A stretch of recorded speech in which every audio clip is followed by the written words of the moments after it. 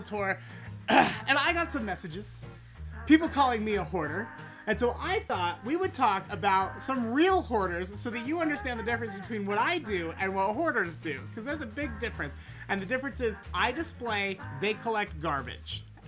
Here's the story. This is the story of the Collyer brothers, packrats extraordinaire. So the Collyer boys were born into a very rich family. Their names were Homer and Langly. Their father Herman was a doctor, and their mother was an opera singer. So they had money. They got taken care of. They didn't have any real world skills. The boys attended Columbia University and earned degrees in law and engineering. In 1909, the family broke apart. The doctor left. Homer and Langley were left alone with their mother, who then died in 1929. So their father left when they were teenagers. Their mom had been taking care of them. Again, probably had a lot taken care of for them, so they didn't learn a lot of life skills, like paying bills. They didn't have telephone, electricity, or running water in the house after their mom died, because they never learned how to do those things.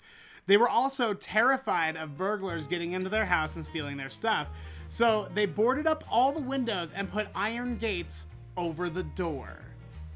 So they just basically built themselves a fortress. They lit the entire place with kerosene lamps and kerosene stoves, which provided heat. Water was retrieved from a pump at a nearby park, but only under the cover of darkness. So the only time they would leave their fortress was to go get water from the park.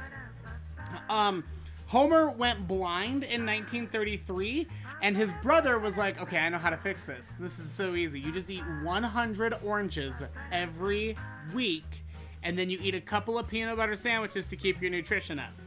Homer never got his eyesight back because that's not how you fix blindness. You don't just eat 100 oranges a week. Oh, so crazy. Anyway, now, hoarders, now here's the thing. Eventually, they'd go out to do their water runs at night, and they'd also start collecting garbage, and eventually they hoarded their house out. Hoarders have so many possessions that they are usually rendered incapable of carrying out basic living functions, such as washing dishes and cleaning the house. Thank you so much. I can wash my dishes, I can clean my house, I can move around here. I'm not a hoarder, I'm just really fun. So that was what was going on with Homer and Langley. They couldn't do anything themselves, and they already didn't have the skill set, and now they're being held up by mountains of garbage. Hoping that one day his brother would regain his eyesight, Langley saved every New York newspaper for decades. The brothers also amassed a collection that included sewing machines, baby carriages, rusted car parts, chandeliers, mannequins, old bicycles, thousands of books, and 5 pianos. The Colliers had neglected to pay their mortgage, so the police eventually entered the fortress. All entrances to the house were blocked with what officers identified as refuse and garbage that was neck deep. Neck deep! That's so disgusting! Then in 1947, police received a phone call from a man who claimed that there was a dead body in the Collyer house. When one of the officers finally got inside the house, they found Homer. Police reports stated he died from a combination of malnutrition and cardiac arrest because all he was eating was oranges. But here's the sadder, scarier thing. He had only been dead for a couple of hours.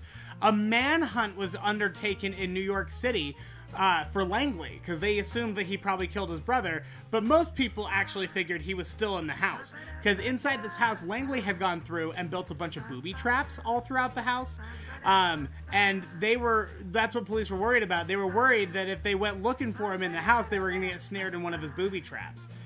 His body was discovered about 10 feet from his brother's body, and it had been there for a couple of weeks. And it looks like he had been trying to take Homer his lunch when he got caught in one of his own traps, died there. Homer was blind, couldn't get out, didn't know what to do, sat there for a couple of weeks, and died as well because his brother couldn't feed him. Now let me explain something to you. That is what a hoarder is, okay? That's what hoarders get up to. I've watched enough Hoarders. I love every episode of Hoarders. I think Hoarders is one of the greatest shows on television. I am not a hoarder, I am a collector, and now you understand the difference. Thank you so much.